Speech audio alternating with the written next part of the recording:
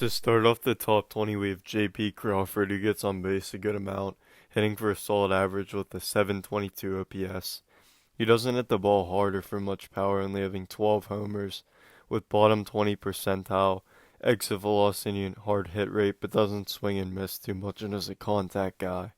He's very poor in the field, having minus 13 outs above average, but the bat is good enough to crack the top 20.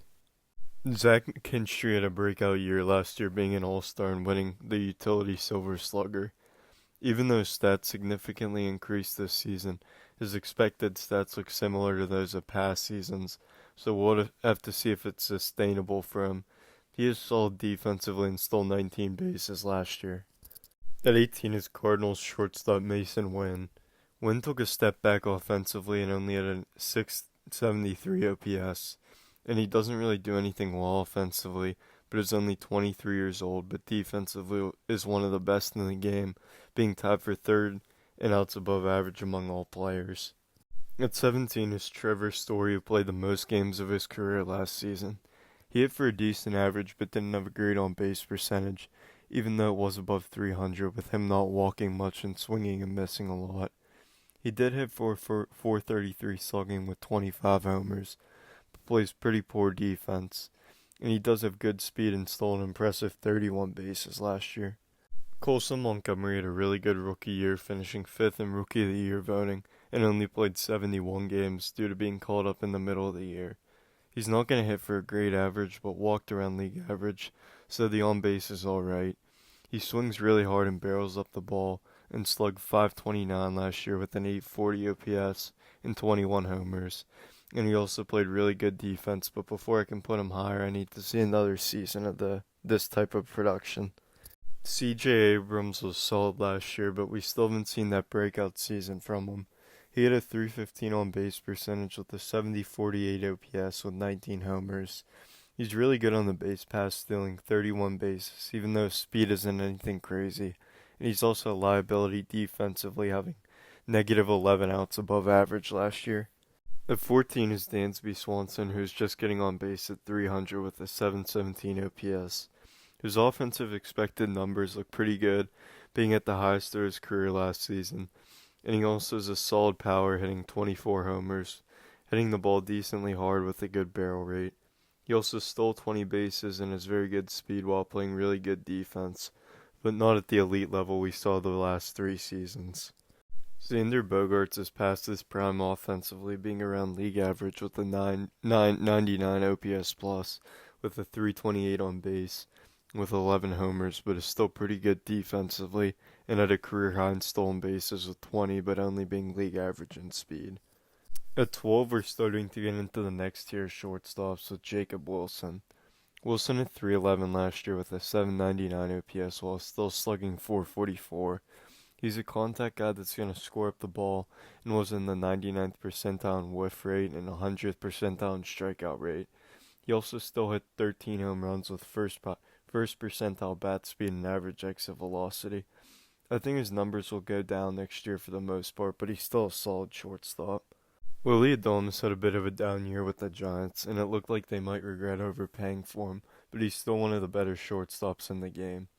He only hit 215, striking out a lot, but also walked a lot, so the on-base was still 318 and did hit 30 home runs while playing good defense. Starting at the top 10 is Zach Neto, who put up nearly 800 OPS last year, while being slightly above average in batting average and on base, despite striking out a good amount, while not walking much. And he had a 474 slug with 26 homers, and also stole 26 bases but struggles defensively. At 9 is Ellie De La Cruz, who we are still waiting on to put it all together and become a truly elite player and take the next step. He still strikes out a lot, even though he did cut the strikeouts down, but his average exit velocity and barrel rate went down, and his expected on-base batting average and slugging were all just league average. He hit 22 homers and has really good speed, being one of the best base runners in the league, stealing 37 bases, but he wasn't very good defensively and led the league in errors, even though he made some very good plays. The next 2 guys had huge breakout years and would be even higher, but I need to see it for another season to put them over some of the guys ahead, with the first one being Jeremy Pena. He had an impressive slash line of 304, 363, 477 with an 840 OPS and had 17 home runs while stealing 20 bases with some of the best speed in the league and playing really good defense.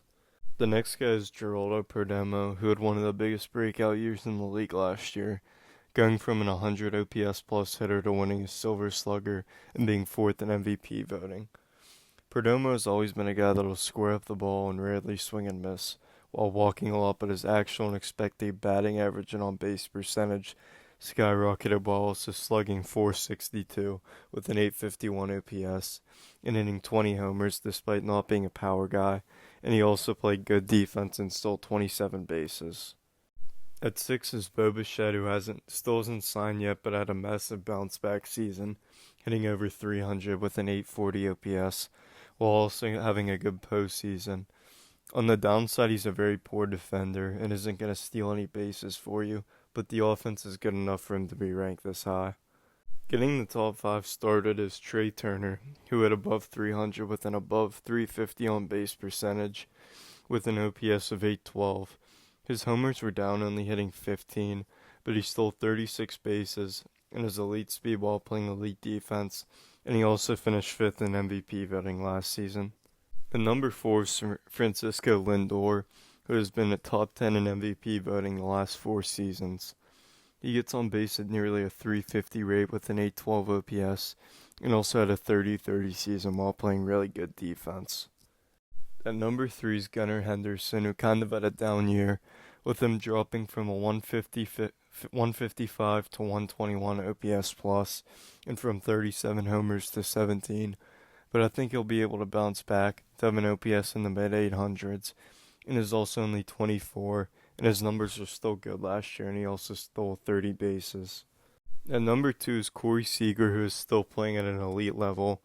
He had a 860 OPS with an on-base percentage of 373, and his expected numbers and power numbers were all in the top 90th percentile, and he walks a lot and is pretty good defensively. And then coming in at number 1 is Bobby Witt Jr., who is one of the best players in all of baseball, being only 25. He hit nearly 300 last year with a 350 on base and 500 slugging, with an 850 OPS and 23 homers, which is a little down from the past 2 seasons. He has 100th percentile speed, stealing 38 bases, and was the best defensive shortstop in baseball, winning a Gold Glove, and could even be the best defender in all of baseball.